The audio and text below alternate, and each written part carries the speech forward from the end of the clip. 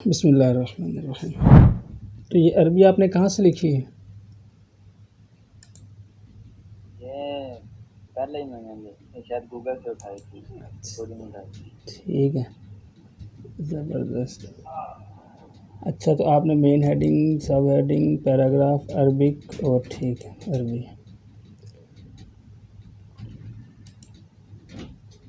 Characters में चले जाते हैं तो इसका आपने 18 रखा है, ठीक रखा है। और इसकी जो जस्टिस है, ठीक है सेंटर। अच्छा देखें, एक और चीज़ देखें, जब हम अरबी की बनाते हैं ना, जैसे अरबी का कुछ लिख रहे हैं तो एक तो तरीका यही होता है कि आप भले चाहें तो पूरी लिख रहे हैं, मतलब बिल्कुल शुरू से शुरू करें, बिल्कुल एंड से शुरू करें, लेकिन अरबी में हम कोशिश करते हैं कि थोड़ा सा गैप रखें, फ़र्क रखें। जैसे यहाँ से देखें, ये फर्स्ट लाइन का गैप आया हुआ है ना पैराग्राफ में, तो इसी तरह से हम अरबी के अंदर भी क्या करते हैं कि फ़र्स्ट लाइन का गैप रखते हैं, बल्कि फ़र्स्ट भी रखते हैं और आखिर से भी रखते हैं, लेकिन वो फर्स्ट लाइन का गैप नहीं होता। हम इसको बिगनिंग से शुरू करते हैं। जैसे पैराग्राफ की सेटिंग्स आती है ना, तो यहाँ पे ये सेटिंग होती है आपके पास। एक तो फर्स्ट लाइन की सेटिंग होती है और एक होती है बिगनिंग और एंडिंग। बिगनिंग का मतलब है कि ये थोड़ा सा आगे से शुरू होगा, एंडिंग का मतलब है कि ये थोड़ा पहले ख़त्म होगा। तो अब मैं, अच्छा आपने ये एक और देख लूँ क्या क्या बनाया आपने इसमें,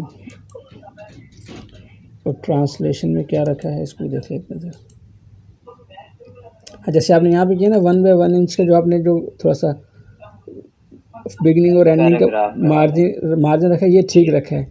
तो ऐसे ही फिर अरबी के अंदर भी रखा करें। जब अरबी की इबारत लिखें या हदीस मुबारका लिखें तो मकसद ये होता है कि वो थोड़ी सी नुमाया हो, क्योंकि एक तो नॉर्मल राइटिंग चल रही होती है, तो थोड़ी सी अगर किसी का कोट लिखेंगे या तर्जुमा लिखेंगे तो उसको ऐसे ही नुमाया करेंगे जैसे आपने इसको किया। इसको 1 बाय 1 रखा है तो ये बिल्कुल ठीक किया आपने, इस तरह से करते हैं। और इसमें ये सब चीज़ें से ठीक है। अच्छा जस्टिफाई है, बस सही है। और करैक्टर्स को भी देख लेते हैं एक दफ़ा।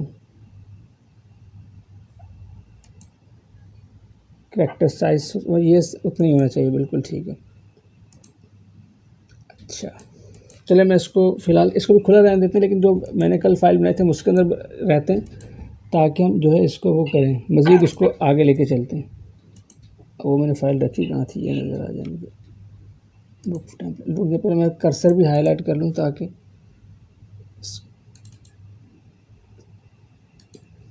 ठीक है।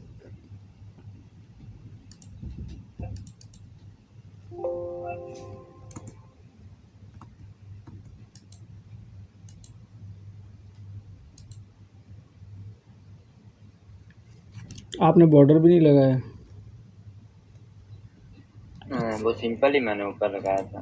नहीं, सिंपल नहीं करना ना, सिंपल तो लग जाता है, लेकिन बॉर्डर लगाना, ये मैं बॉर्डर जो मेरे पास पड़ा था ये मैं आपको व्हाट्सअप कर रहा हूँ, और आपने इसको लगाना है, क्योंकि जब तक आप लगाएंगे नहीं ना, एडजस्टमेंट नहीं करेंगे आप, तो फिर फ़ायदा नहीं, समझ ही नहीं आएगी आपको।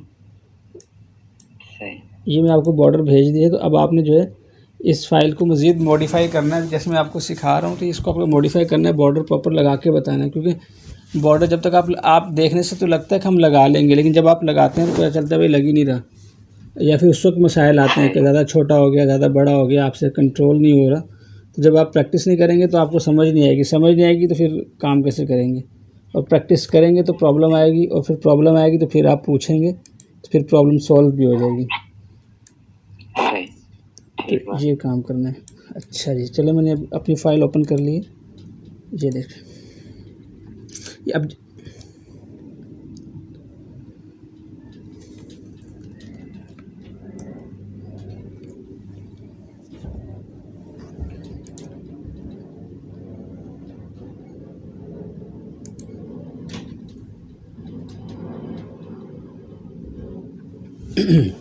आपके यहाँ असर की नमाज किस वक्त तक होती है?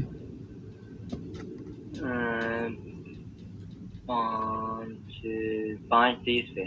5:30, मतलब ठीक है, 5:15 बजे तक का टाइम है हमारे पास ना। हमारे यहाँ तो 5:45 बजे होती है। बिस्मिल्लाहिर्रहमानिर्रहीम। तो चलें, आज हम इसकी NPH की दूसरी क्लास शुरू कर रहे हैं। तो कल हमने क्या किया था, मैंने आपको बता दिया था कि आपने बहुत सी स्टाइल शीट्स बनाई थी और तरीक़ा बता दिया था। अभी हम कुछ मज़ीद स्टाइल शीट बनाते हैं। मेन हेडिंग, दरमियानी हेडिंग, नॉर्मल, ये सब हमने बना लिया था। कुरानी आयत हदीस मुबारक का तर्जुमा हवाला, इसके लिए अब हम स्टाइल शीट बनाते हैं। ठीक है, ठीक। अब इसके लिए करना क्या है, एक तो एक नॉर्मल हेडिंग थी, इसको मैं कंट्रोल शिफ्ट एच किया, नॉर्मल हेडिंग हो गई, कंट्रोल शिफ्ट एस किया, डबल दरमियानी हेडिंग हो गई। और मैं ज़रा आपकी फ़ाइल भी चेक कर लूँ कि आपने इसमें शॉर्टकट्स कीज़ लगाई हैं कि नहीं लगाई। यार आपने नहीं लगाई, अच्छा कंट्रोल है, ठीक। अच्छा एन नहीं लगाई, नॉर्मल वाली का चेक करते हैं कि आपने लगाई है कि नहीं लगाई। अच्छा नॉर्मल वाले के ऊपर आपने क्या रखा है, नॉर्मल आपने बनाई नहीं है भाई। वो सब हेडिंग उसमें नहीं, वो एक तो मेन हेडिंग होगी, सब हेडिंग होगी, कंट्रोल एस हो गया, ये लग गई इसके ऊपर, ये नॉर्मल टेक्स्ट लिखा हुआ है, इसके लिए आपने कोई स्टाइल शीट नहीं बनाई। इसका ये ना, इसका नाम पैराग्राफ मैंने रखा था। अच्छा अच्छा देख लेता हूँ, अच्छा पैराग्राफ रखा, ठीक है, कंट्रोल पी से कंट्रोल शिफ्ट पी, अच्छा अच्छा बस सही है, जी बस है, ठीक है। तो इस तरह से आपने शॉर्टकट कीज़ रखनी है। अब यहाँ आ जाते हैं, अब मुझे लिखनी है यहाँ पे कुरानी आयत, तो मैं क्या करता हूँ, कंट्रोल टी करेंगे, यहाँ से हम न्यू में जाते हैं और न्यू में जाने के बाद कुरानिक वर्स लिखें, कुरानी आयत लिखें। तो मैं जो इसकी शॉर्टकट लिखता हूँ कंट्रोल शिफ्ट मैं क्यू रखता हूँ, क्यू रख दी, नाम इसका ठीक है, इसको नॉर्मल पे रहने देंगे, पैराग्राफ में जाएंगे, इसको हमने जस्टिफाई ही रखना है। ठीक है, अब जैसे मैंने आपको बताया था कि कुरानी आयत थोड़ी सी शुरू से लिखनी चाहिए, तो उसको हम 12 मिलीमीटर शुरू से और 12 मिलीमीटर आखिर से रखेंगे। ठीक है, इसकी जो रो हाइट है इसको आप चाहें तो ऑटो रहने दें अरबी के अंदर, वो जो हमने रखा था ना 24 का फ़र्क रखना है, 23 का रखना है, ऑटो रख के चेक कर लें। अगर आपको लगे कि भाई ये अभी गुंजाइश है, इसके दरमियान स्पेस कम कर सकते हैं, तो फिर आप कर रहे हैं। फ़िलहाल मैं इसको ऑटो रख रहा हूँ और इसको हम ओके कर रहे हैं। कैरेक्टर्स में जाएंगे, यहाँ पे इसका साइज़ आप 18 रख लें या 20 रख लें, आपके ऊपर है। फ़िलहाल हम 18 रख लेते हैं। और यहाँ से जो फ़ॉन्ट है, 2 फ़ॉन्ट बहुत यूज़ करते हैं, एक वन मोहम्मदी कुरानिक फ़ॉन्ट एक ये होता है और एक होता है अल कलम कुरान मजीद वेब। तो बहुत ज़्यादा जो मैं यूज़ करता हूँ कुरानिक आयत के लिए, वो अल कलम कुरान मजीद वेब को इस्तेमाल करता हूँ, लेकिन नॉर्मल अरबी के लिए कुरानिक वन मोहम्मदी कुरानिक फ़ॉन्ट इस्तेमाल करते हैं। फ़िलहाल हम यही रखते हैं, इसको ओके करते हैं और इसको भी यहाँ से डन कर देते हैं, इसको भी डन कर देते हैं। अब यहाँ पे मैंने अरबी लिखनी है, तो कंट्रोल शिफ्ट क्यू किया तो इसकी स्टाइल शीट चेंज हो गई। अब हम अरबी थोड़ी सी लिख लेते हैं,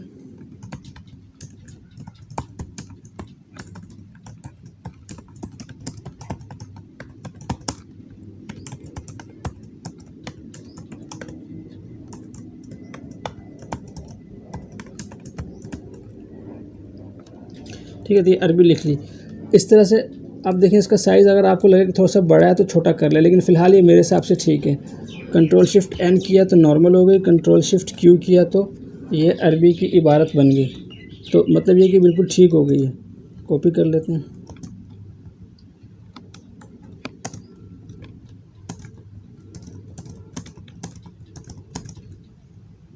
तो ठीक है। तो ये इस तरह से अरबी की इबारत जो है ये लिखी गई है।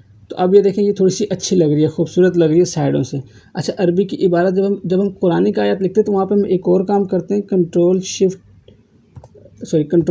डॉट फुल स्टॉप दबाता हूँ तो ये मेरे पास सैम्बल्स खुल जाते हैं। तो हम ज़्यादातर क्या करते हैं कि कोशिश करते हैं जब हम कुरान मजीद की जब कोई इबारत लिखते हैं तो उसको हम ब्रैकेट्स में लिखते हैं, जैसे ये वाला ब्रैकेट लगा लिया आपने, या जो और ब्रैकेट आपको अच्छा लगे वो लगा लें। इसको मैं बंद कर रहा हूँ, आप वाली फ़ाइल। और यहाँ पे कुरान की जो आयत है इसको आप ब्रैकेट में लिख दें। ये प्रैक्टिस रखा करें ताकि इससे ना जब ब्रैकेट्स में कोई इबारत लिखी होगी तो कोई देखने वाला देख के पहचान जाएगा, यार ये जो है कुरान की आयत लिखी होगी। क्योंकि बाज़ औक़ात अहादीस मुबारका भी लिखी होती हैं तो लोग उसमें कंफ्यूज होते हैं कि यार अरबी है या हदीस मुबारक है। बाज़ लोग जो है वो अरबी को ही समझते हैं कि शायद यही जो है वो कुरान की आयत ही है बस। क्या हो गया, कंट्रोल सी कंट्रोल वी, ठीक है। इस तरह से इसको मैंने ये कर दिया। अच्छा, ये शायद बोल्ड पर एक मिनट चेक कर लूँ, बोल्ड तो नहीं है क्योंकि बहुत ज़्यादा डार्क आ रही है, नहीं बस ठीक है।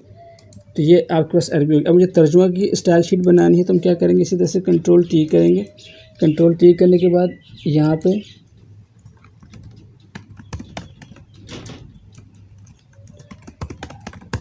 ट्रांसलेशन के ऊपर क्लिक किया, कंट्रोल शिफ्ट, इसका जो शॉर्टकट की है मैं टी रखता हूँ, कंट्रोल शिफ्ट टी।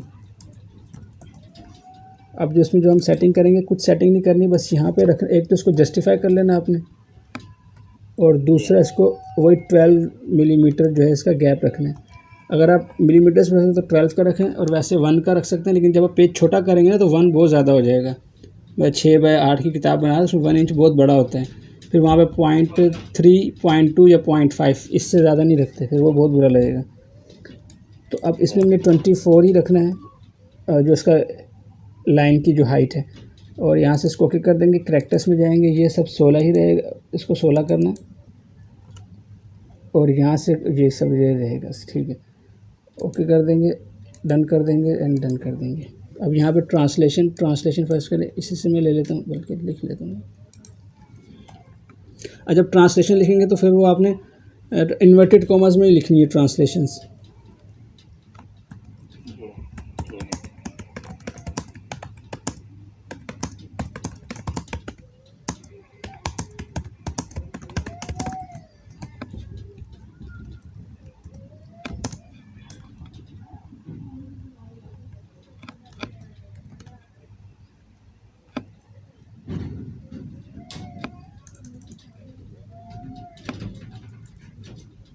ठीक है, तो ये ट्रांसलेशन हो गई। तो अब देखें, अगर आप इसका लुक देखते हैं थोड़ा सा, तो ये थोड़ा सा अच्छा लगता है। मतलब ये मेन हेडिंग है, दरमियानी हेडिंग है, नॉर्मल पैराग्राफ, फिर अरबी बात, फिर ये सब आ रहा है।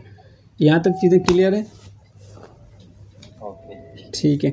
इसी तरह अगर आपने हदीस मुबारक लिखनी हो तो सेम कोट रखें, एज इट इज़ ही रखेंगे। लेकिन अगर आप ये चाहते हैं कि यार मैं हदीस मुबारक की कोट को जो है वो थोड़ा सा छोटा करूँ, तो आप छोटा साइज़ रख सकते हैं।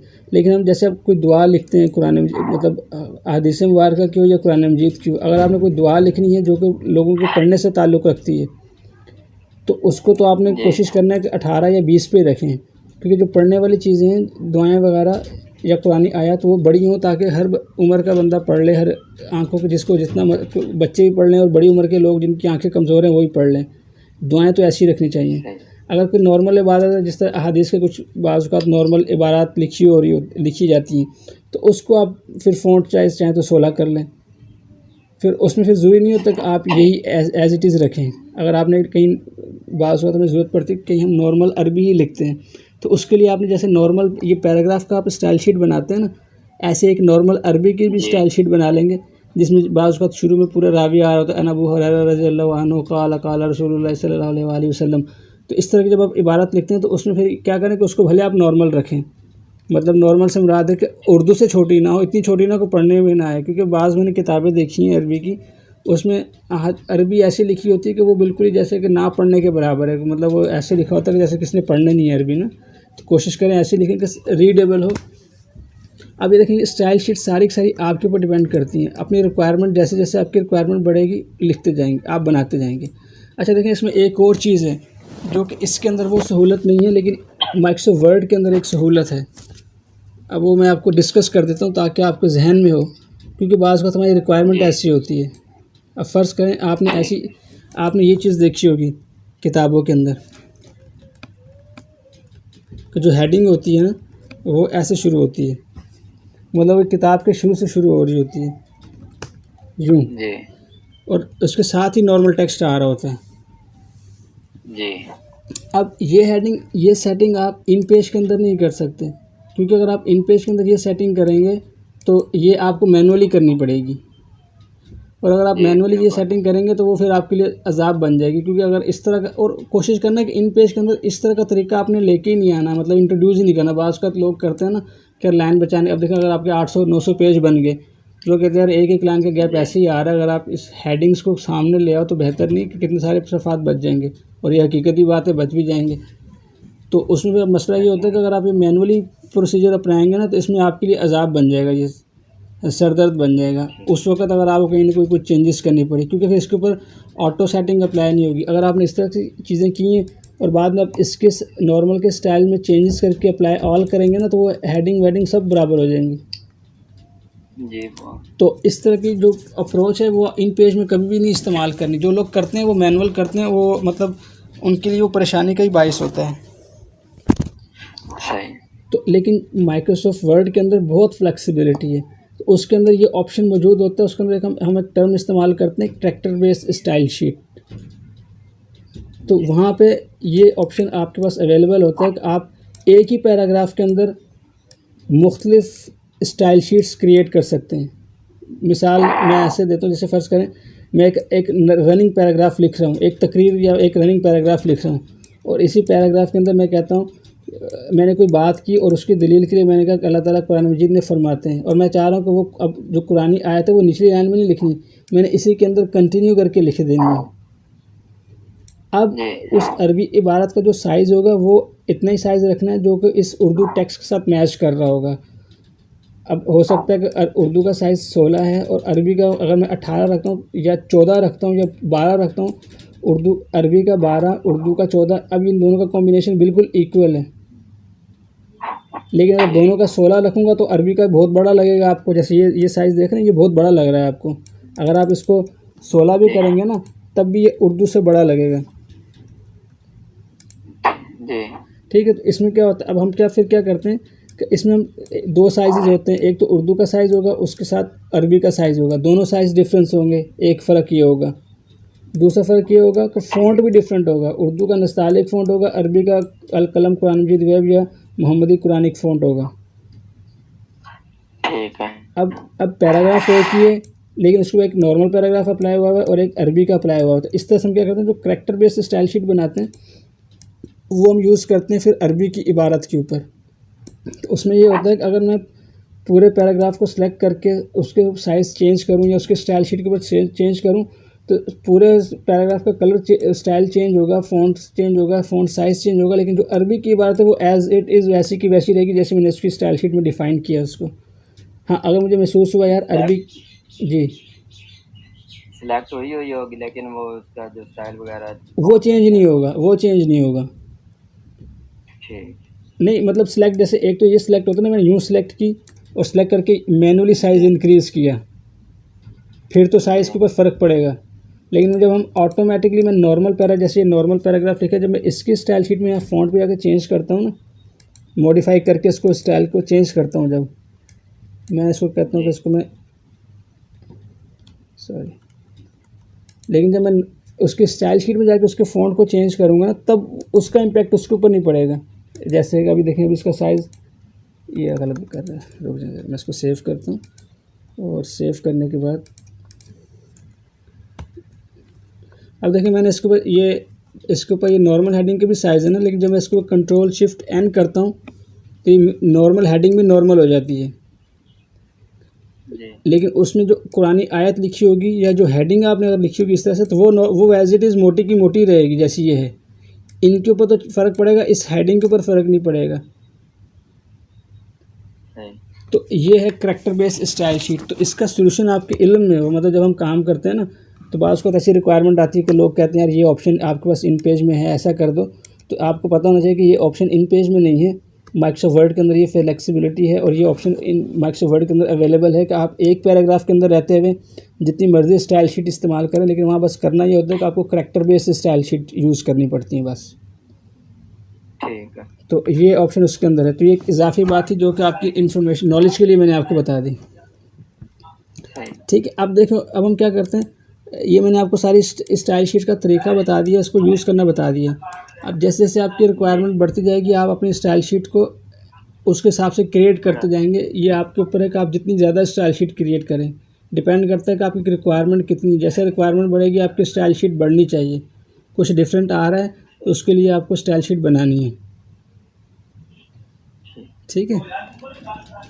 अच्छा, अब आ जाते हैं आगे। हम जो अब आते हैं हवाले के हवाले से, ये है फुट नोट के हवाले से बात करते हैं। देखिए मैंने अब यहाँ पे लिख लिया ना, अब मैं चाहता हूँ अब मुझे फुट नोट लगाना है, मुझे यहाँ पे कुरान मजीद की आयत का हवाला देना। देखिए अब जो हम यूँ करते हैं ना, यहाँ पे हवाला दे दिया,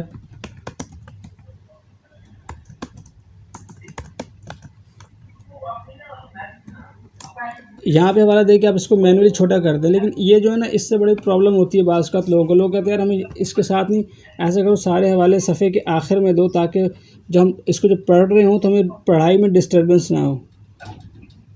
जी बाज़ का बाज़ लोगों को ये अच्छा लगता है कि भाई जहाँ पे आयत आई है वहीं साथ ही हवाला दो, ताकि पढ़ते पढ़ते हमें पता चल जाए यार ये अच्छा ये यहाँ से आया हुआ है, ये टेक्स्ट या ये हदीस यहाँ से आई है। तो बाज़ लोग कहते हैं कि यार नहीं, सारे हवाले पेज के आखिर में लो, अगर मुझे ज़रूरत होगी तो मैं जाके देख लूँगा भाई किसको क्या हवाला है, तो जैसी आपकी रिक्वायरमेंट हो। अब जैसे फ़र्ज़ करें मैंने आपको कहा कि मैं यहाँ पे नॉर्मल पैराग्राफ के अंदर कुरान की आयत का रेफरेंस दे रहा हूँ, और उसके साथ अगर मैं सूरह बकरा का हवाला या फातिहा का हवाला दूँ, तो बाज़ का तो वहाँ मुनासिब नहीं लगता कि आप एक नॉर्मल इबारत पढ़ रहे होते हैं, उसके दरमियान आपको हवाला भी पढ़ना पड़ता है। तो वो बाज़ का लोग समझते हैं कि यार ये ठीक नहीं, इससे रब्त टूटता है इबारत का। सही है। तो उसके लिए फिर हम क्या करते हैं, हवाले फिर नीचे देते हैं। तो अब आपने क्या करना है, जैसे फ़र्ज़ करें मैं इसकी हवाला देना चाहता हूँ, तो यहाँ पे आपने कर्सर रखना है। आपने अब किधर जाना है यार, भूल गया, हाँ इंसर्ट में जाना है। ठीक है, यहाँ पे कर्सर रखना है आपने और इंसर्ट में जाना है, और आपको सबसे आखिर में ऑप्शन मिलता है फुट नोट का। जी फुट नोट के ऊपर क्लिक करते हैं तो देखिए यहाँ पे नंबर 1 लग गया आपके पास। ठीक। नीचे जाते हैं तो यहाँ पे भी नंबर 1 लग गया। ये ऑटोमेटिकली इसने लाइन लगा दी यहाँ पे। पुराने इन पेज में ये ऐसा ये ऑप्शन था ही नहीं पुराने इन पेज में। आपने पुराना इन पेज यूज़ किया जो नॉर्मल वाला है, 9 का इससे हाँ पहला 9th हो, 11 हो, 2000 हो, 2006 हो, जो भी हो। 9 इस्तेमाल किया, लेकिन वो दरअसल मैं मैनुअली लगाता था। हाँ, उसमें ये ऑप्शन नहीं था 9th या इससे पहले वालों में। अब देखिए यहाँ पे ये लग गया ना। अब मैं क्या करता हूँ कि इसको मैंने कॉपी किया, यहाँ से इसको मैं कट कर देता हूँ और इसको मैं यहाँ जाके पेस्ट कर देता हूँ। ये पेस्ट कर दिया। अब मुझे हवाले के लिए भी स्टाइल शीट जी, ये पेज के अंदर आया या पेज से बाहर है? पेज के अंदर आया ये पेज के अंदर है। पेज के अंदर ये देखिए यहाँ ना, हर हवाला पेज के अंदर ही आएगा। अगर आपने इसके शुरू में कोई चीज़ ऐड की और यहाँ पे फुट नोट लगाया और नीचे हवाले की जगह नहीं थी, तो वो इतनी लाइन उठा के अगले पेज के ऊपर ऑटोमेटिकली शिफ्ट कर देगा। मतलब अगर आपके पेज नीचे खाली था लेकिन वो ये समझता है कि यार ये हवाला जो यहाँ तक इबारत तो आ गई, लेकिन इसका जो फुट नोट लिखने की जगह नहीं है नीचे, तो वो क्या करेगा, ये आधी लाइन उठा के पूरी अगले पेज पे रखेगा। नीचे जगह खाली छुटती तो छूट जाए, लेकिन वो इसको अगले पेज पे शिफ्ट करेगा क्योंकि हवाला आगे अगले पेज पे जा रहा है इसकी इबारत में। तो अब ये यहाँ पे लग गया। अब मुझे इसकी भी एक स्टाइल शीट बनानी है हवाले की ना, तो इसके लिए हम क्या करते हैं, Ctrl+T करते हैं, न्यू के ऊपर क्लिक करते हैं, फुट नोट, ओके। इसकी जो स्टाइल शीट है आप जो मर्ज़ी रख लें, मैं जे रखता हूँ, Ctrl+J, आप अपनी सहूलत से रखेंगे। इसको जस्टिफाई करेंगे। इसको आपने बिल्कुल शुरू से शुरू करना है तो ठीक है, थोड़ा सा गैप। अभी देखिए ये हवाला बिल्कुल आगे तक यहाँ से बहुत लाइन के साथ जुड़ा हुआ है। अगर तो ये ठीक लगता है तो ठीक है, लेकिन अगर आप कहते हैं नहीं है इसको सेट करना तो आप कर लें। लेकिन फ़िलहाल मैं एज इट इज़ रहने दे रहा हूँ। इसकी जो ये जो लाइन हाइट है इसको मैं फ़िलहाल 18 कर रहा हूँ, या 20 करते हैं, चलो फिर 20 कर लेते हैं। इसको मैं ओके करता हूँ। करैक्टर्स में जाएंगे, इसका जो साइज़ रखना है वो 13 रखना है, 13 रख दिया। बाकी फ़ॉन्ट तो वही होगा। ओके किया, इसको ओके किया, इसको अप्लाई कर दिया। चलें तो ये देखिए ये अप्लाई हो गया इसके ऊपर। अब जो हवाले का ये जो नंबर 1 लिखा है ना, इसको चेंज करना है। इसकी जो सेटिंग होती है वो देख लेते हैं कैसे करते हैं, क्योंकि ये नंबर 1 तो इस तरह तो कोई भी नहीं लिखता। हर बंदा कहता है कि थोड़ा सा अच्छा सा लिखा हुआ है। तो उसके लिए आपने क्या करना है, आपने सिंपल एडिट में जाना है, और एडिट में जाने के बाद आपने जाना है रेफरेंसेस में। रेफरेंसेस में जाने के बाद आपने जाना है टाइपोग्राफी में। यहाँ जाए, F11 शॉर्टकट की है। यहाँ पे सब चीज़ें, इनमें से किसी चीज़ को कुछ नहीं आपने छेड़ना। पहले आप यहाँ आ जाए, देखिए जो फ़ॉन्ट है, फुट नोट का जो फ़ॉन्ट है, इसको आपने चेंज करना है। मैंने आपको बताया था, क्या बताया था, ऑब्जेक्ट उर्दू यूनिकोड ऐसा कुछ बताया था। हाँ ये है, ये देखिए ऑब्जेक्ट,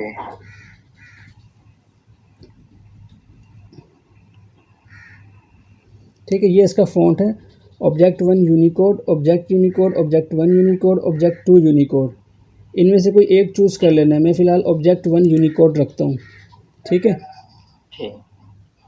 तो ये इसका जब आप ये फ़ॉन्ट रखेंगे तो इससे होगा क्या कि इसका जो ये जो नंबर 1 है, ये एक तो ये चेंज हो जाएगा। ठीक जी। अच्छा, अब सेकंड ऑप्शन इसके अंदर एक और चीज़ देख लो। अब बाज़ का लोग कहते हैं ये जो 1 लिखा हुआ है ना, ये बहुत छोटा लिखा हुआ है। मैं फिर इसको अप्लाई करता हूँ, देखें अप्लाई किया तो ये देखिए 1 लिखा हुआ आ गया, जी ऑटोमेटिक चेंज हो गया। हवाले नीचे जाते हैं तो नीचे देखिए ये भी 1 लिखा हुआ आ गया, तो अब ये खूबसूरत लगता है थोड़ा। जी अच्छा, बाज़ लोग क्या करते हैं, लोग कहते हैं कि यार ये जो 1 लिखा है ना, ये छोटा है या बड़ा है बहुत। जैसे अब वैसे मेरे को ये सेटिंग के ऊपर भी बहुत नॉर्मल लग रहा है। असल में जो इसका जो फ़ॉन्ट होता है ना, इसको आपने यहाँ से एडजस्ट नहीं करना कभी भी। ठीक अब आप यहाँ पे लगाएंगे, बस आपने फुटनोट लगाना है, वो खुद ही फ़ॉन्ट रखेगा। यहाँ पे लगाना है, दोबारा से आप इंसर्ट में जाएंगे, फुटनोट लगाएंगे तो देखिए इसने फ़ॉन्ट खुद ही रखेगा जो रखेगा। इसका फ़ॉन्ट का ताल्लुक यहाँ जो सेटिंग हमने की है वही आएगी सारी जब भी फुट नोट फुटनोट, हाँ सेटिंग वही आएगी। आपने बस इस फाइल के अंदर एक दफ़ा इसको जाके बताना है कि भाई ये फ़ॉन्ट रखना है इसके नंबरिंग का, बाकी फिर वो खुद जी लगा लेगा। अब आपने दोबारा क्या करना है, F11 दबाना है, तो इसके ऑप्शन को खोलना है। थोड़ा सी चीज़ें और बता रहा हूँ, यहाँ पे आपको देखें नज़र आ रहा है फुटनोट साइज़। ठीक ये जो साइज़ आपके सामने ये जो नज़र आ रहा है ना साइज़, वो आपने यहाँ से रखना है। अब इसका साइज़ 75% है। 75% है मतलब डिक्रीज़ हुआ हुआ है। जो आपकी जो इबारत होती है ना, इससे 75% उसने रखा हुआ है। और इसको आप कम ज़्यादा करेंगे तो इसके साइज़ के ऊपर फ़र्क पड़ेगा।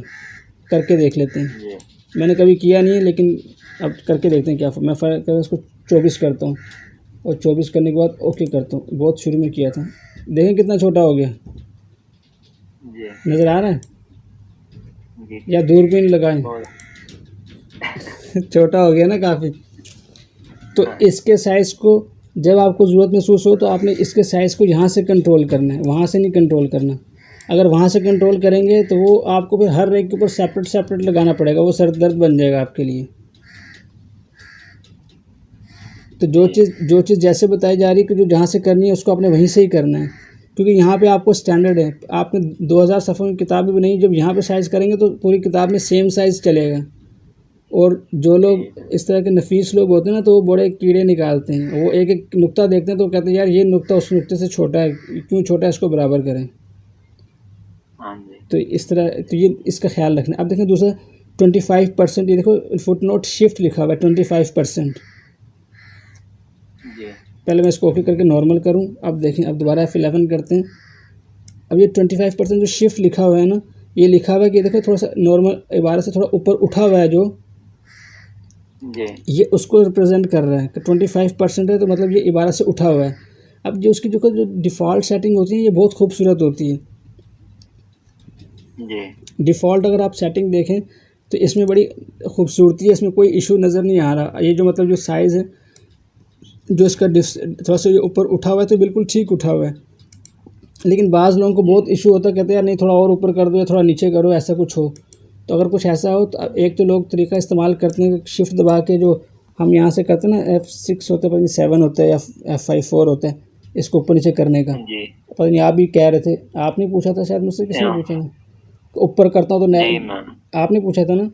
वो जी तो वो आप वो उस तरह से कर, ऑनलाइन स्पेस का मसला हाँ था वो, लेकिन आप जैसे हम 6 करते हैं ना तो देखेंगे ऊपर, सॉरी 6 नहीं, किससे जाते हैं 8 करते हैं हाँ F, जैसे ये देखो ऊपर जा रहा है F7 से 8 से नीचे, F7 से ऊपर। हम बाज़ का इसको भी इस्तेमाल करते हैं। देखो बाज़ का जैसे फर्ज करें, अगर मैं चाहता हूँ यार ये जो डॉट से लिखे ना ये मैं इसके ऊपर ले आऊँ, फुल स्टॉप के ऊपर ले आऊँ, तो फिर हम इसको मूव करते हैं इस तरह से करके, देखो इस तरह से ऐसे। ये हम F6 से करते हैं और F5 से करते हैं कंट्रोल के साथ। ये क्लोज़ करने के लिए होता है और उसको नीचे करने के लिए, जो ऊपर करने के लिए F7 और 8 इस्तेमाल करते हैं। ये मैनुअल तरीका होता है, बाज़ जगह पे ज़रूरत पड़ती है हमें ऐसा करने की, मतलब बाज़ जगह कम है या लोग कैलीग्राफी स्टाइल में अगर देना चाहते हैं ना, कि जहानों में थोड़ा सा स्टाइलिश करके लिखना चाहते हैं तो फिर वो ये यूज़ करते हैं ये तरीका।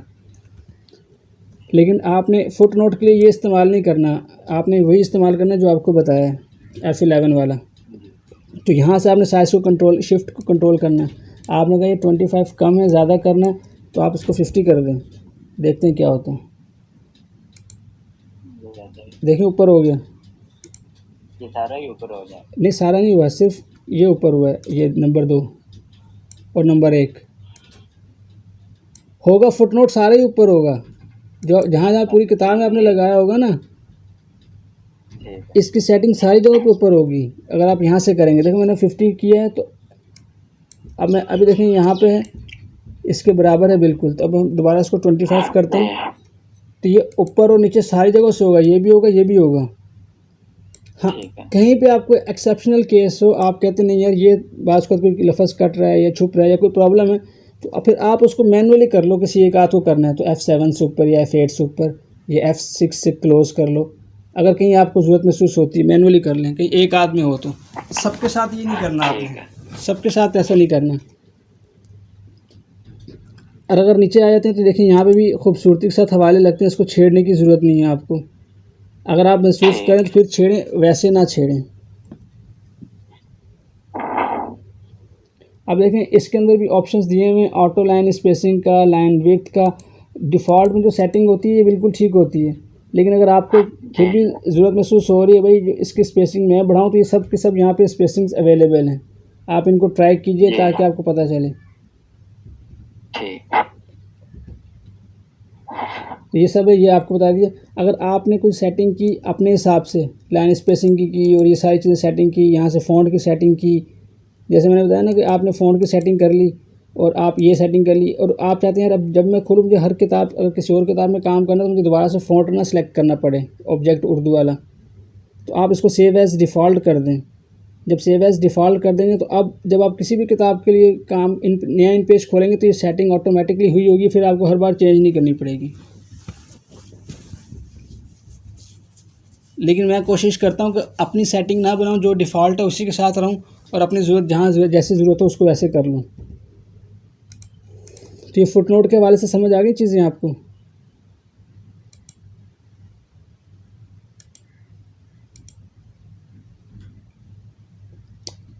जी सद्दाम भाई, इधर ही कि चले गए कहीं?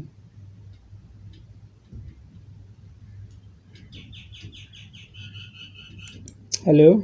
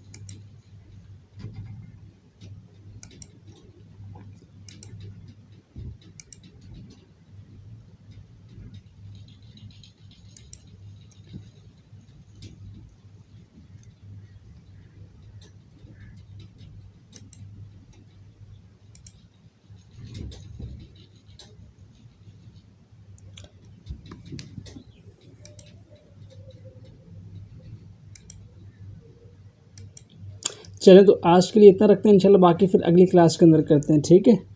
ओके भाई, अल्लाह हाफिज़।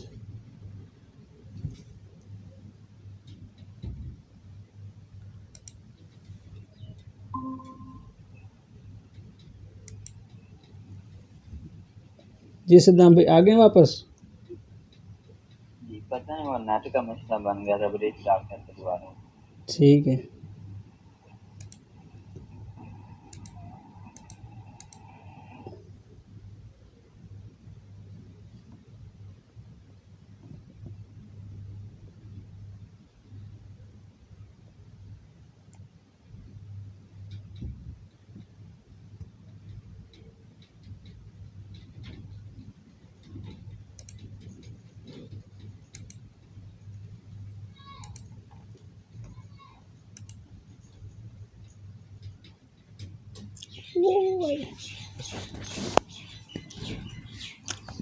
अच्छा, तो ये समझ आया आपको फिर? जी हाँ। तो ये फुटनोट हो गए। तो ये फुटनोट की सेटिंग होगी। देखिए इसके लिए मैंने अलग से स्टाइल शीट हमने बना ली, ये फुटनोट यहाँ पे पेस्ट कर दी है। तो बस आपने ये रखना है कि जो फुटनोट का जो साइज़ होगा वो नॉर्मल इबारत से थोड़ा कम होगा। जी ये सब चीज़ें होंगी। तो अच्छा ये हो गया। अब देख लें तो और रह क्या, फुटनोट हो गया, हवाला जात वगैरह। स्क्रीन ओ स्क्रीन सॉरी शेयर सॉरी का सॉरी हाँ। सॉरी सॉरी, मैं भूल गया। स्क्रीन शेयर तो रहेगी।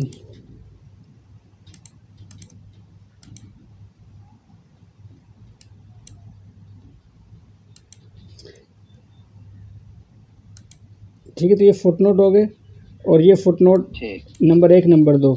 अब इसमें देखें, अब इनका फ़ायदा क्या होता है, जैसे फ़र्ज़ करें मैं यहाँ से इसको नीचे लेके इंटर कर नीचे आ रहा हूँ, फ़र्ज़ करें इस तरह से।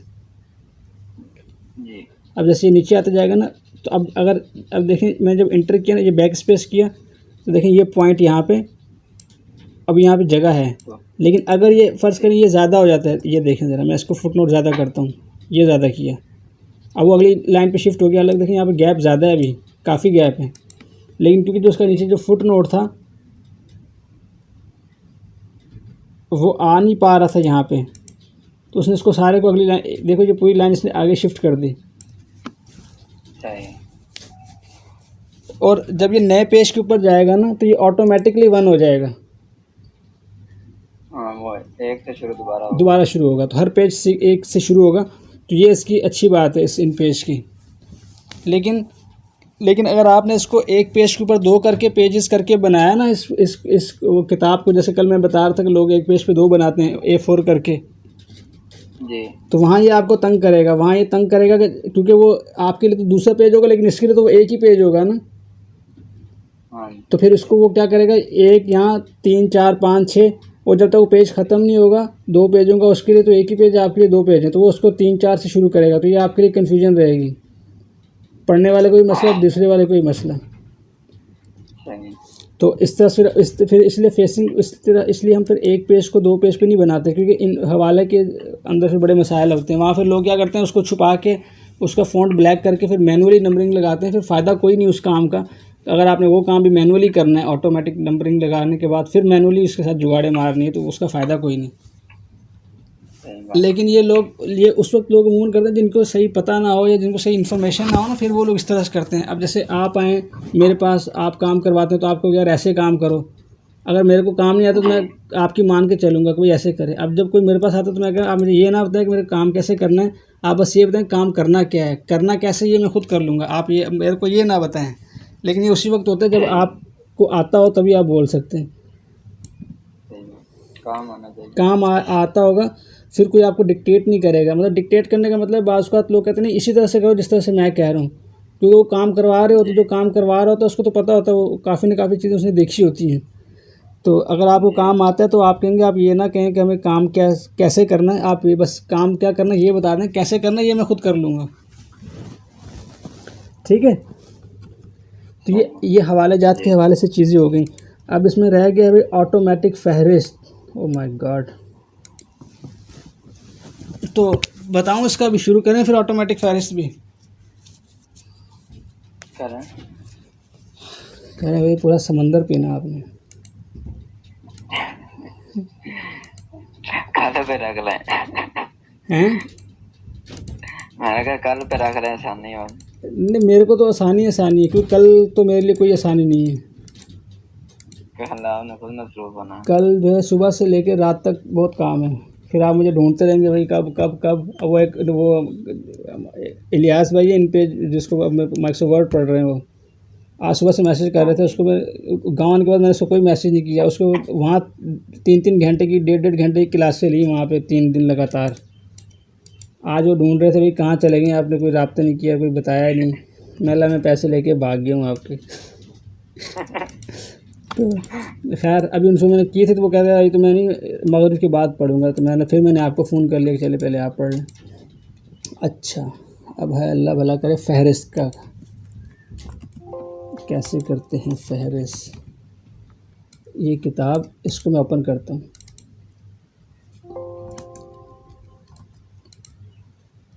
फहरिस्त का काम आसान है, लेकिन इसको थोड़ा सा समझना पड़ेगा, क्योंकि फहरिस्त में आपको टेबल भी बनाना होता है ना।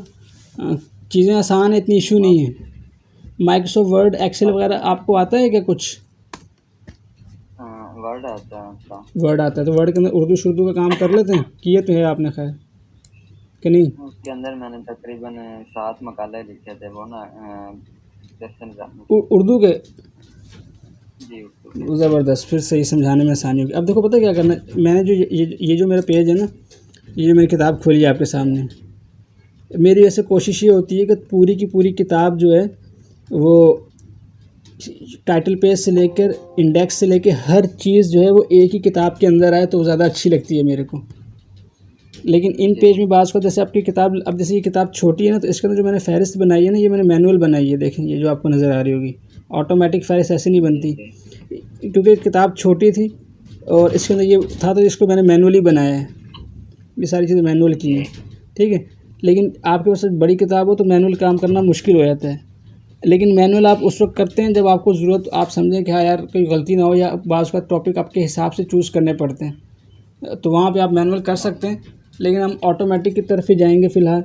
ऑटोमेटिक ले लें एक दफ़ा, क्योंकि सारे टॉपिक्स आ जाएँ, बाद में अगर कोई पेज नंबर ऊपर नीचे हो तो उसको हम एडजस्ट कर सकते हैं। तो मेरे हिसाब से ये वाली किताब तो मुनासिब नहीं रहेगी, इसको मैं बंद कर देता हूँ, मैं दूसरी खोल लेता हूँ।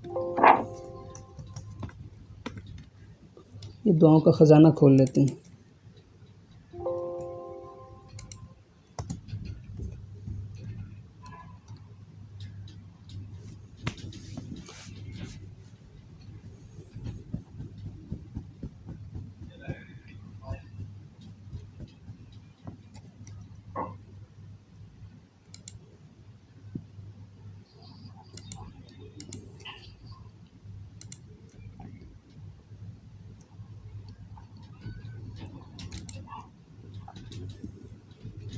अच्छा, अब देखो एक चीज़ आप देखें कि आपको एक तो पहले आइडिया हो कि आपकी जो फहरिस्त है वो कितने पेजेस के ऊपर आएगी, ठीक है। आपको अंदाज़ा होना चाहिए। लेकिन अगर आपको अंदाज़ा नहीं होता तो फिर बेहतर है कि आप किताब को एक पेज फाइल के अंदर रखें, फहरिस्त को दूसरी फाइल के अंदर रखें, ठीक है। जैसे मैंने इस किताब के साथ किया है, ये देखो ये किताब जो शुरू हो रही है, इसका फ़र्स्ट पेज ये पेश लफ्ज़ इसका फ़र्स्ट पेज है, ठीक है। और इसके अलावा इसमें देखें ये सफ़ा नंबर 12 से शुरू हो रही है, ठीक है। तो अब आपने क्या करना है, आपने जो ये फ़ाइल बनाई है ना अपनी, ये वाली, सॉरी इसको मैं बंद कर देता हूँ। अरे भैया इन पेज ही बंद हो गया है। आपने ये काम करना है कि जो किताब की जो फ़ाइल है जिसके अंदर आपने किताब का पूरी लिखी है, उस फाइल की एक और कॉपी बनाएं। कॉपी बनाने के बाद उसमें से सारी चीज़ें डिलीट कर लें, उसका नाम इंडेक्स रख लें। इंडेक्स रखने के बाद आपने क्या करना है कि वो उसके अंदर फहरिस्त रखें। अब आपने एक तो पहले तो फर्स्ट क्लास ये किताब है ना, एक तो मैंने आपको बताया था कि आपने हर स्टाइल शीट के अंदर जो हेडिंग्स हैं उसको आपने ऐड करना है। इधर जाके टेबल ऑफ कंटेंट में यहाँ पे ये स्टिक को लगाना है। जिस हेडिंग को आप चाहते हैं कि आपकी फहरिस्त में है, उसके स्टाइल शीट में उस हेडिंग में पैराग्राफ की सेटिंग में आपने इसको टिक लगाना है। जब स्टाइल और दूसरी बनाएंगे क्या करते हैं, क्या कह रहे थे? स्टाइल शीट जब बनाते हैं ना, हाँ ये बनाएंगे तो उस वक्त ये काम आता है। नहीं, हाँ ये काम उस वक्त आता है। ये जो मैंने आपको ऑप्शन बताया था ना कि आपने यहाँ पे जब हेडिंग की स्टाइल शीट हमने बनाई थी, तो वो हमने उसके साथ वो बताया था कि आपने ये इसके ऊपर टिक लगाना है। तो वो जो टिक लगाना था वो आपके पास काम उस वक्त आता जब आपने फ़हरिस्त बनानी होती है। अगर आपने यहाँ पे टिक नहीं लगाया तो वो फिर आपको वहाँ पे काम नहीं आएगी ये। ठीक है। अच्छा, बाज़ ऐसा होता है कि बाज़ मेन हेडिंग ऐसी होती हैं जिसके ऊपर आप ये स्टाइल शीट अप्लाई करते हैं, लेकिन आप चाहते हैं ये फ़हरिस्त में शो ना हो, तो उस जी सूरत में आपने मैनुअली जैसे इस हेडिंग को सिलेक्ट किया और आपने फॉर्मेट में गए, पैराग्राफ में गए, तो मैनुअली वहाँ से टिक हटा देना है, मैनुअली, जिसको आप नहीं चाहते फ़हरिस्त में शामिल करना। सही। और मैनुअली जाकर जिसको चाहते हैं वो लगाना तो आपने ऑल पे ही है। जो आपकी जो स्टाइल शीट होगी ना, हेडिंग की, सब हेडिंग की या दूसरी हेडिंग की, इनकी स्टाइल शीट्स के अंदर आपने सबके अंदर ये टिक लगानी है कि यहाँ पे टिक लगाओ ताकि टेबल ऑफ कंटेंट में ऐड हो। ठीक है। जी ठीक। अब मैंने सब काम किया हुआ है। अब मुझे टेबल ऑफ कंटेंट बनाना है। अब ये मेरे से किताब है, ये काफ़ी लंबी है, तो ये देखिए ये सारी किताब है। अब मुझे इसकी फ़हरिस्त बनानी है, तो उसके लिए मैं क्या करूँगा, हम यूटिलिटीज़ में जाएंगे। बस कर भाई, अरे रोको भाई, ये क्या हो गया। ठीक है, उसके हम क्या करेंगे, यूटिलिटीज़ में जाएंगे और यहाँ पे आपके पास एक ऑप्शन मिलता है टेबल ऑफ कंटेंट का। जी कॉपी किया और ये कह रहा है कि ये जो टेबल ऑफ कंटेंट है, अगर आपने कोई चीज़ पहले कॉपी की हुई है जी तो उसको ख़त्म कर देगा, तो ये आ जाएगा क्लिपबोर्ड के ऊपर। तो मैं कहता हूँ ठीक है, आने दो। कॉपी किया, इसने इसको जनरेट करके ओके कर दिया। अब ये बन गई मेरे ये पास, कॉपी हो गया। कॉपी हो गई, टेबल ऑफ कंटेंट कॉपी हो गई। अब मुझे क्या करना है, मैंने आपको कहा था कि एक नई फ़ाइल में इसी की फ़ाइल आप कॉपी करेंगे, ये जो फ़ाइल है किताब वाली, सारा मैटर डिलीट कर देंगे, उसका रीनेम कर देना, ऐसा पता चला कि असल फाइल ही ना डिलीट हो जाए। ठीक है। ठीक उसके बाद आपने सारा मैटर उससे डिलीट कर देना है और डिलीट करने के बाद फिर आपने जो है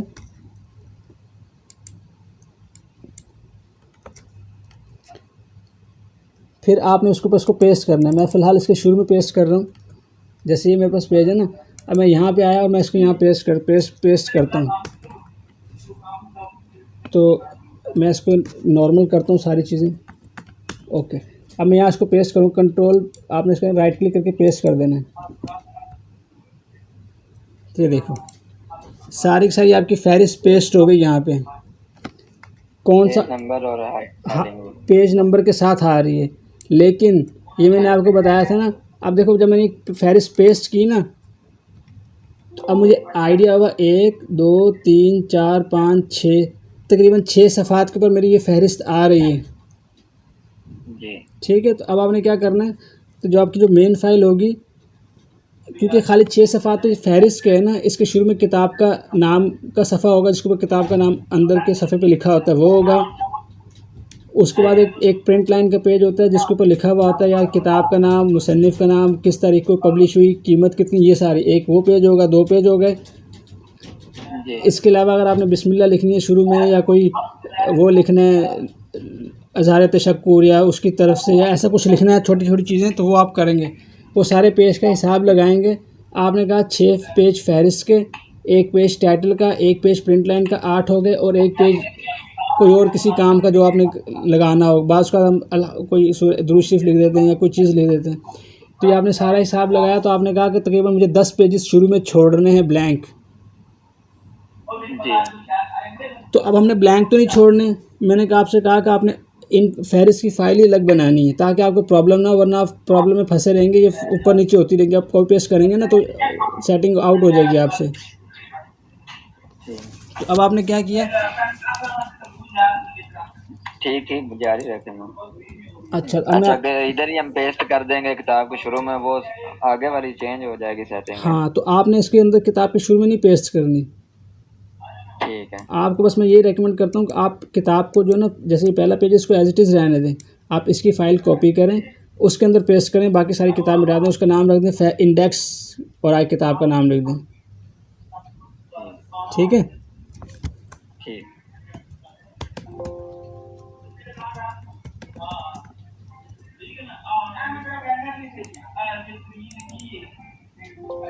अच्छा, अब आप ये देखेंगे कि जब आपको मैंने ये कहा है कि किताब की आपने अलग फ़ाइल बनानी है, जी लेकिन अब आपको यहाँ से ये सफ़ा नंबर 1 है, यहाँ पे आपको 11 चाहिए ना, क्योंकि पहले जो 10 सफ़े हैं वो आपकी इंडेक्स की फ़ाइल के अंदर होंगे, पहला सफ़ा, बाकी फहरिस्त के 6 सफ़े और दूसरी सारी चीज़ें। तो जो किताब की जो मेन किताब शुरू होगी वो आपकी सफ़ा नंबर 11 से शुरू होगी ना। अब क्योंकि हमने पेज नंबर ऑटोमेटिक लगाया है, तो अब आपने क्या करना है, इंसर्ट में जाना है और यहाँ से आपने इसको पेज नंबर को, सॉरी, पहले आप मास्टर पेज में जाएंगे। मास्टर पेज में जाने के बाद यहाँ पे क्लिक करेंगे पेज नंबर वाले सेक्शन में, जी इंसर्ट में जाएंगे और पेज नंबर के ऊपर आपने चले जाना है। यार एक मिनट रुके रुके रुके रुके रुके रुके रुके, क्या हो गया, मैं भूल गया, एक मिनट रुके भाई। प्रेफरेंसेस में एंड डॉक्यूमेंट में आई थिंक, हाँ डॉक्यूमेंट में जाना है भाई, याद आ गया मुझे। एडिट में जाएंगे, प्रेफरेंसेस में जाएंगे, डॉक्यूमेंट्स में जाएंगे, तो यहाँ पे पेज नंबर आ रहा होता है कि आपने पेज नंबर शुरू कहाँ से करना है। अब पहले 10 सफ़े तो इंडेक्स की फ़ाइल के अंदर आ जाएंगे ना। जी तो जो मेरी मेन किताब शुरू होगी वो सफ़ा नंबर 11 से शुरू होगी, तो मैं इसको 11 कर दूंगा भाई, 11 से शुरू करना है ये सफ़े। ठीक है। ओके कर दिया। तो देखो मास्टर पेज से बाहर आ रहा हूँ, तो देखें 11 से शुरू हो रहा है, हालांकि सफ़ा नंबर 1 है, यहाँ पे सफ़ा नीचे देखें सफ़ा नंबर 1 है, लेकिन ये आ 11 से रहा है। जी अब मैं जब यहाँ पे जाके इसकी जब टेबल ऑफ कंटेंट बनाऊंगा ना, यहाँ से टेबल ऑफ कंटेंट, जी तो अब वो इसके पेजेस की काउंटिंग बिल्कुल ठीक करेगा, इसी हिसाब से करेगा। इन्होंने यहीं पे रहना है इस पे मेन किताब जो जहाँ से शुरू हो रही है।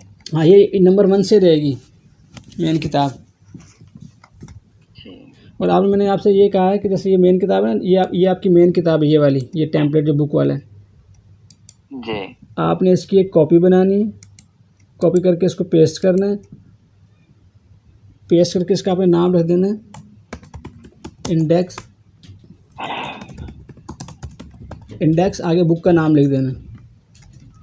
ठीक फिर आपने इस बुक को ओपन करना है, ओपन करने के बाद ये सारा का सारा कंटेंट आपने इसमें से Ctrl+A करके ना डिलीट कर देना है, इसकी ज़रूरत ही नहीं है आपको। ठीक है। ठीक, अभी आप नंबर 1 से शुरू होगा, तो अब जो आपने वो वहाँ से जो फहरिस्त आपने टेबल ऑफ कंटेंट कॉपी किया ना, यहाँ वाला, मैं जी दोबारा जनरेट करवाता हूँ, कॉपी करता हूँ,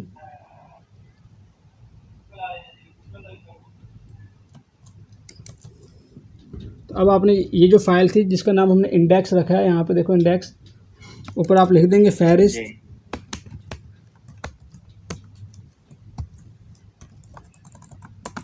और यहाँ पेस्ट कर देंगे। ठीक अब इसकी थोड़ी सी सेटिंग आपको बतानी है, एक मिनट का ज़रा, इसकी मैं दोबारा से कॉपी करता हूँ।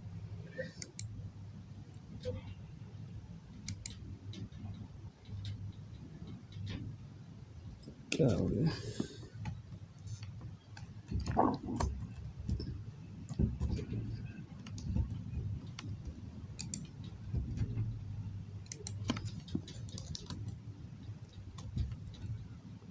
इंसर्ट में नहीं, डिटेल्स में जाएंगे, जनरेट इंडेक्स,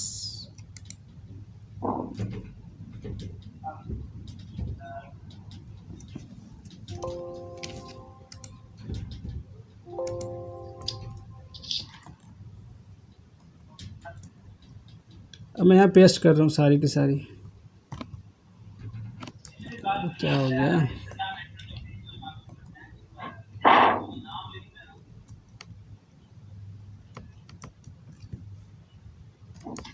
कॉपी,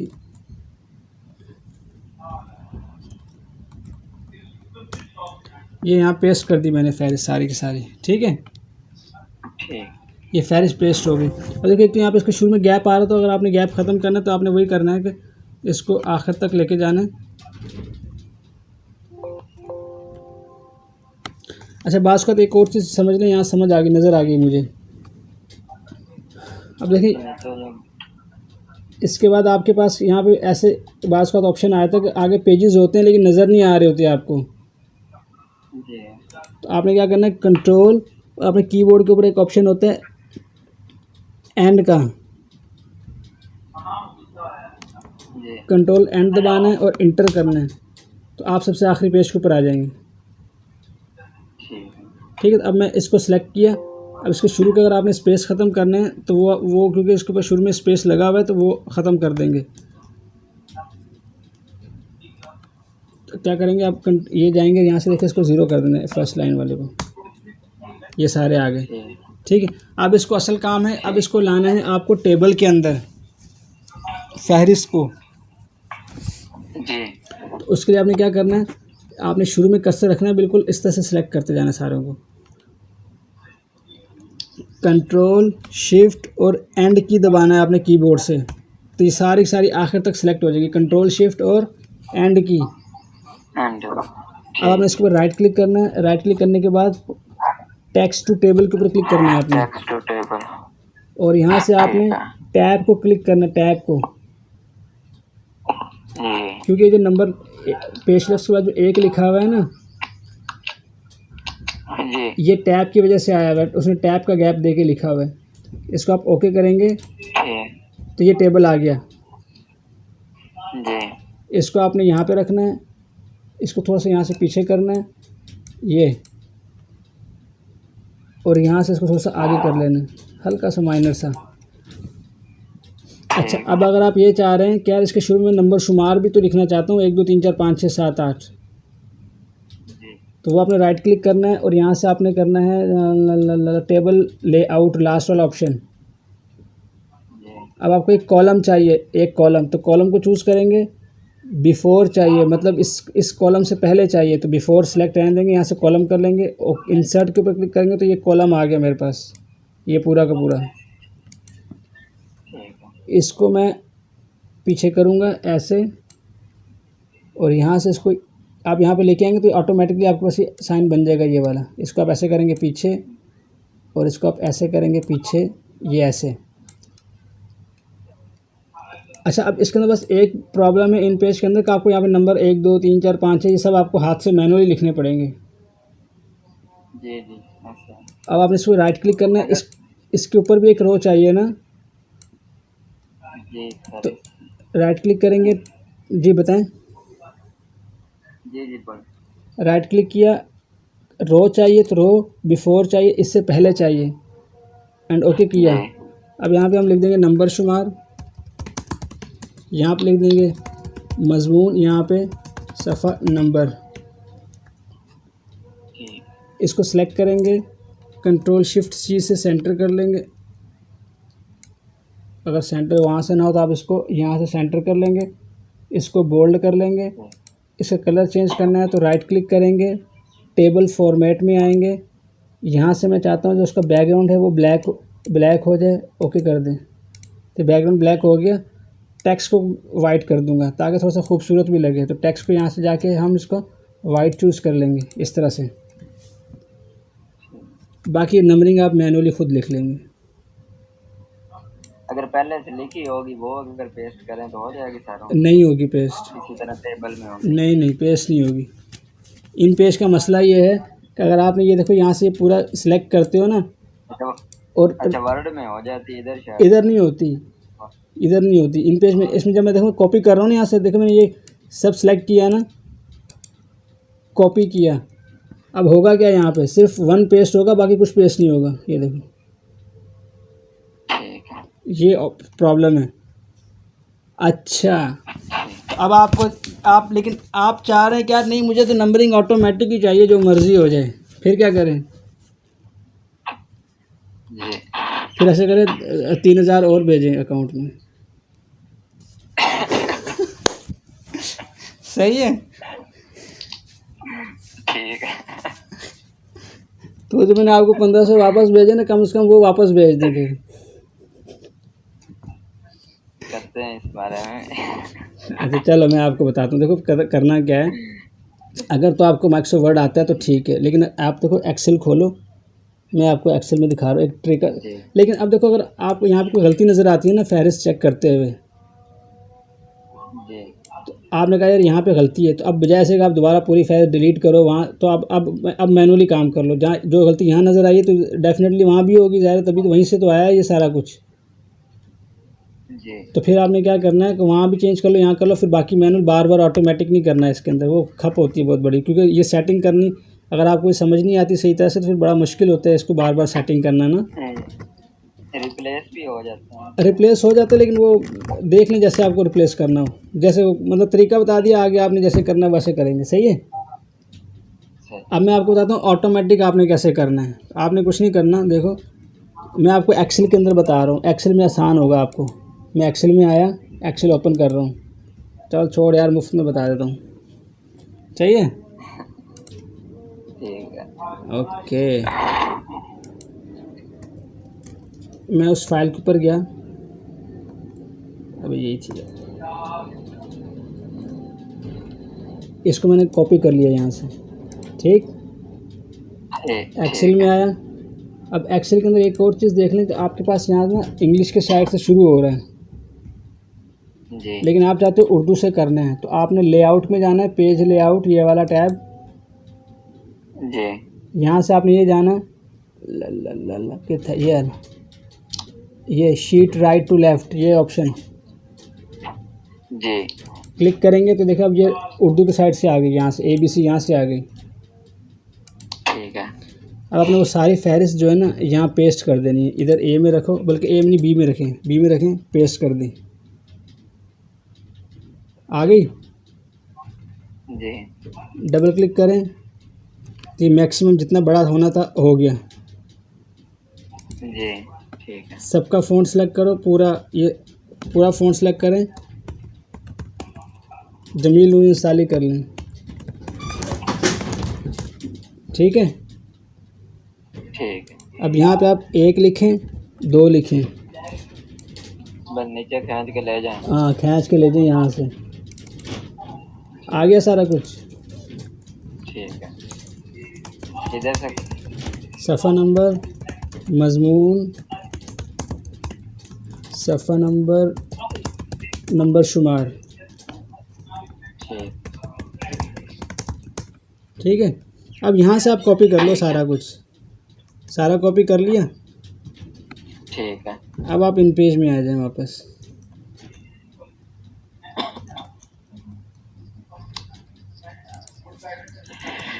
और यहाँ पे अब आप इसको पेस्ट करेंगे, और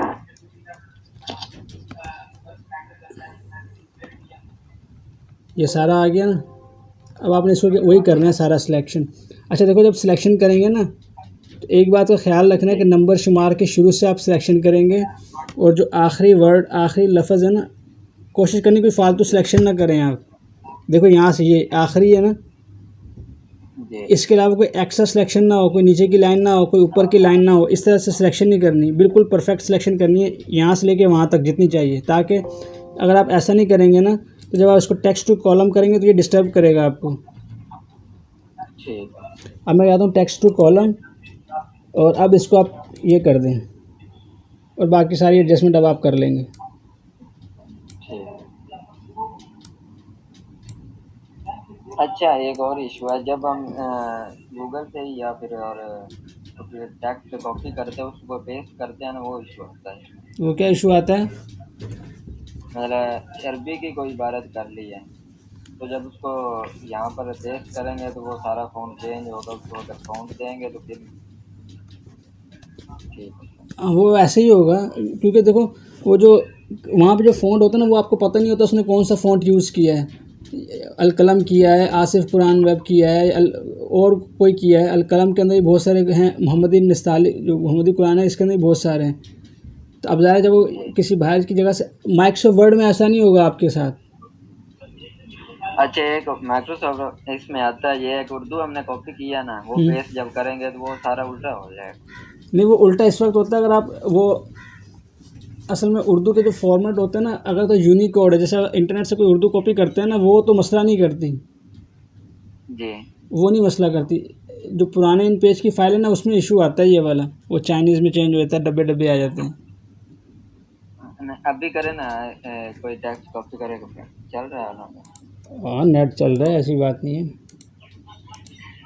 क्या लिखूं, क्या ढूंढूं?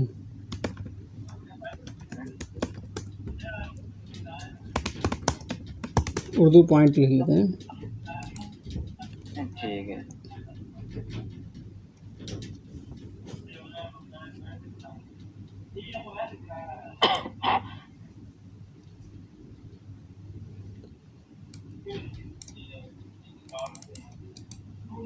ये कॉपी कर लिया इसको, ठीक है।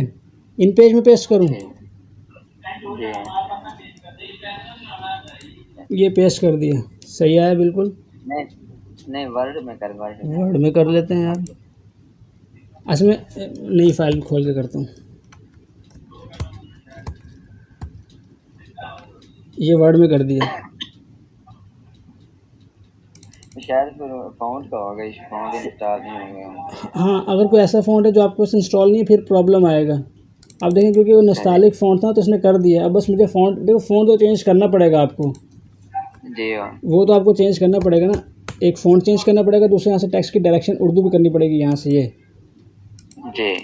अब आपके पास बिल्कुल, जस्ट हाँ, बाकी जस्टिफाई करना है तो आप जस्टिफाई कर लें, तो बाकी आपके पास बिल्कुल ठीक है। ठीक है। तो अच्छा एक और, इसके ऊपर नंबर लगा है ना किसके कोई ऊपर? भी, इसके ऊपर ना पेज नंबर। वर्ड के ऊपर? जी। भाई 1500 जमा करा दे भाई, और करा दे तो और करा दे। इंसर्ट में जाएंगे और उत्थे जाएंगे, कितने कितने कहाँ गए। अच्छा वैसे डबल क्लिक पे ऊपर कर दें तो वो फिर भी आ जाता है। हाँ ठीक है, भाई आ जाएगा। डबल क्लिक कर दिया मैंने। अच्छा, अब मैं हाँ इसमें जाऊंगा, पेज नंबर कहाँ है? पेज नंबर, पेज नंबर, ये पेज नंबर, ये आ गया, ठीक है। करंट पोजीशन, कोई अच्छा सा लगाऊंगा। अबे कोई भी नहीं, चलिए लगा दिया, ये लगा दिया मैंने, ठीक है। अब बताएं। ठीक है, नहीं बाहर आ जाए बाहर आ अब गई। यहाँ से। ये जो हो जाती है, मसला क्यों? क्या? मतलब ब्लर सा हो गया, वो सही नजर नहीं आ रहा। नहीं वो जब देखो, इसको प्रिंट करेंगे फिर भी यही issue नहीं आएगा। नहीं नहीं, फिर ये इशू नहीं आता, फिर बिल्कुल ठीक आएगा ये। क्योंकि मैंने मकाले लिखे थे ना, उसमें मुझे इशू आया था। जब मैंने प्रिंट उनका निकाले थे ना, उस वक्त ऐसे आया। ये देखें, ये प्रिंट प्रीव्यू आप देख रहे हैं ना, इसका प्रिंट प्रीव्यू, ये इशू नहीं आता। ये आपको यहाँ ब्लर नज़र आता है क्योंकि वो है, क्या नाम है, आपने हेडर फुटर में लगाया इसलिए ब्लर नज़र आता है। अच्छा, प्रिंट में इशू तब आता है जब आपने इसे कलर कुछ और रखा हो। जो मोस्ट कॉमन जो प्रिंट के अंदर इशू आता है ना, कि आपको लग रहा होता है कि लाइट आ रहा है, वो लाइट उस वजह से आता है कि अगर आपने इसका कलर रेड रख दिया है या कोई और कलर रखा है, तो अगर आपने रेड कलर रख दिया इसका और जब प्रिंटर से प्रिंट करेंगे ना, या कोई और कलर रखा है, तो प्रिंटर की प्रिंट कर करके स्याही ख़त्म होती है। तो ब्लैक को तो बिल्कुल ठीक प्रिंट करता है, लेकिन कोई और कलर रखेंगे तो उसको मध्यम सा कर देगा। सही बात। और एक और इशू जी, जी बोलें बोलें। एक और इशू ये होता है कि बाज़ का अगर प्रिंटर आपने बहुत ज़्यादा इस्तेमाल कर लिया ना, तो टॉप के ऊपर से ज़्यादा जो इशू आ रहा होता है, या तो लेफ़्ट से या राइट से, या बाज़ का प्रिंटर जो है ना वो टॉप से कहीं ना कहीं से स्किप कर रहे होते हैं प्रिंटिंग, लेकिन वो बहुत कम होता है। ज़्यादातर वो लेफ़्ट राइट का ही करते हैं या बीच में से करते हैं। सही ऐसा। अच्छा इन पेज में दोबारा आ जाए, फिर आपने कहना 3000 रुपये। जी जी, तो फिर भी आपने कौन से दे देना? वो भी आपसे करते हैं ना। हाँ जी बताएं, ये चीज़ समझ में आ गई आपके? ये ओके हो गया। अब फहरिस्त तक की सारी चीज़ें मैंने आपको बता दी हैं, बड़ी तफसील से कोशिश की है कि मैक्सिमम जो आपको मेरे जहन में चीज़ें आएँ वो मैंने आपको गाइड कर दी यहाँ पे, ठीक है। ठीक है। तो अब ये सारा हमारा सारी चीज़ें हो गई कंप्लीट।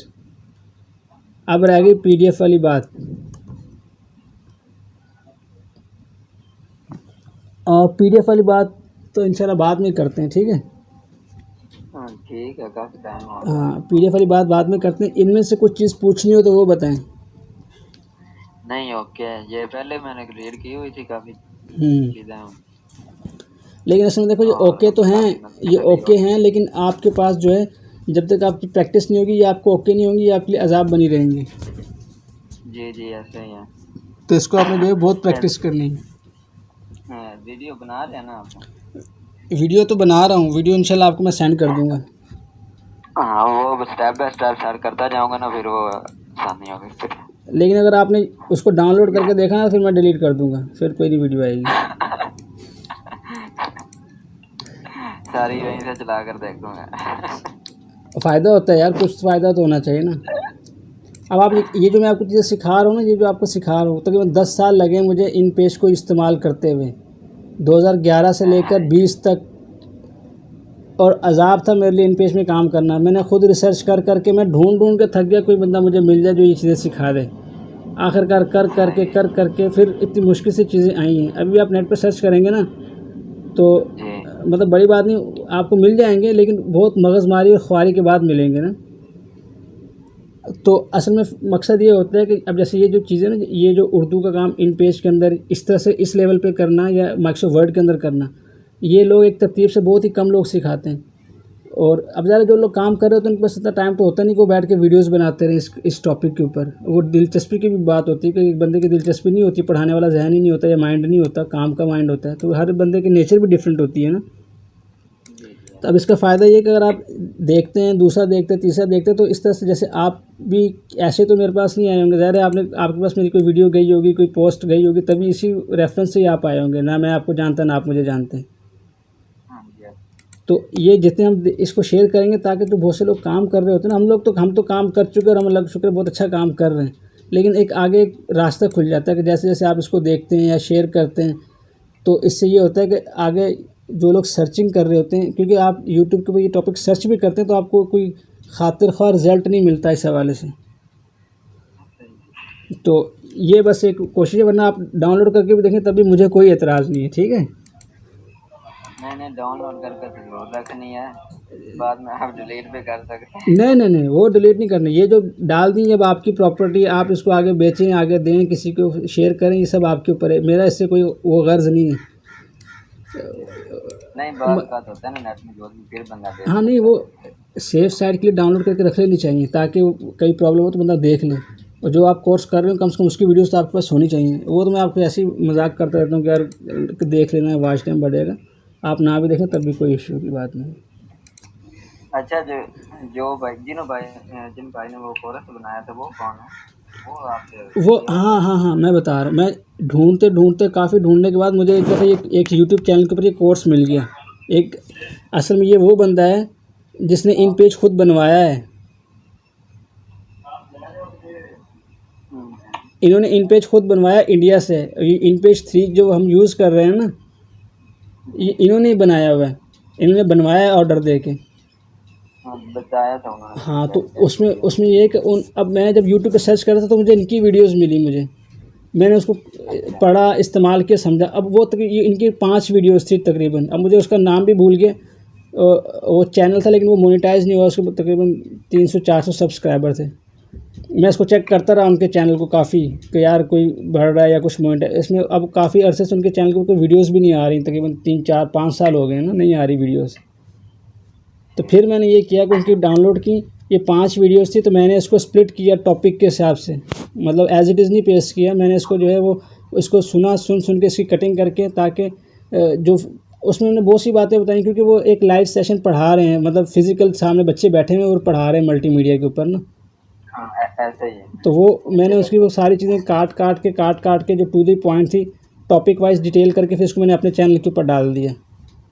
और मकसद बस ये था कि अब क्योंकि अगर आप वो 1 घंटे की, 1.5 घंटे की या 50 मिनट किस तरह की वीडियोस थी, उनकी 5-6 वीडियोस थी वो ना। फिर मैंने इसको तोड़ा, स्प्लिट किया, ताकि टॉपिक वाइज जितने टॉपिक डिस्ट्रीब्यूट होंगे तो जो बंदा पढ़ना चाहेगा उसको आसानी। उसको अब 1.5 घंटे की वीडियो के अंदर मैं 200 टॉपिक पढ़ा दूंगा तो बंदा तो क्या पता नहीं क्या क्या है। फिर मैंने इसको स्प्लिट किया ताकि हर टॉपिक अलग अलग हो, तो लोगों को आसानी हो देखने में। तो ये वीडियोज़ मेरी नहीं है। अब ये कि मैं कुछ इसके अंदर, अब मैंने कहा था इस किसी को, अगर आप इस कोर्स को देखें जहाँ पे आपको ज़रूरत महसूस हो कि यार यहाँ पे ये टॉपिक मिस हो गया, जैसे आपने मुझे फुटनोट का कहा था, तो मैंने वो वीडियो बना के उसके अंदर डाल दी। अब मेरे ख्याल उसमें फुटनोट का उनसे शायद स्किप हो गया या इतना डिटेल से नहीं समझाया, फिर वो मैंने वीडियो डाल दी। तो इस तरह से तो ये कोर्स मेरा नहीं है, लेकिन वो मेरे को ये कोर्स मिला तो मुझे समझ आई कि इन पेज 3 भी कोई चीज़ है, कुछ है। वरना मुझे इससे पहले इतना नहीं पता था इन पेज का। मैंने डाउनलोड कर लिया था लेकिन मुझसे इस्तेमाल ही नहीं होता था, क्योंकि वो हम तो नॉर्मल इन पेज चलाते थे ना, तो इसमें मुझे ये भी नहीं पता यूनिकोड फ़ॉन्ट्स क्या होते हैं। उन्होंने बड़ा डिटेल से समझाया, तो वो मैंने वीडियोस बहुत देखी। उसके बाद जाके फिर अल्लाह का शुक्र है उससे मुझे बहुत हेल्प मिली। फिर वो मैंने डाल दी इंटरनेट के ऊपर। मैं चलो लोगों को फ़ायदा हो जाए। लेकिन उन्होंने जो डाला हुआ था ना, उसमें उनका जो टॉपिक था, जो वीडियो का नाम था, वो इन पेज विन पेज कुछ नहीं लिखा हुआ था, प्रेजेंटेशन 1 प्रेजेंटेशन 2 ऐसे कुछ था। तो वो पता नहीं मैं क्या ढूंढ रहा था, मेरे सामने ये आ गई। मतलब इजी नहीं था।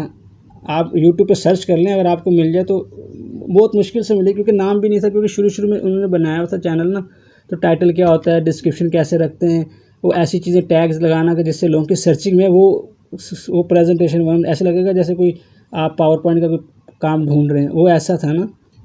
तो बाय चांस मेरे हाथ लग गया, तो वो उससे बहुत फ़ायदा उठाया। तो अब आपका भी सबका फ़ायदा हो गया, जो लोग कर रहे हैं। जी जी, वाह, ये तो बहुत अच्छा आपने किया ना, जो टॉपिक वाइज आपने वो मैंने उसको बहुत डिटेल से कर दिया, कोशिश की कर दे।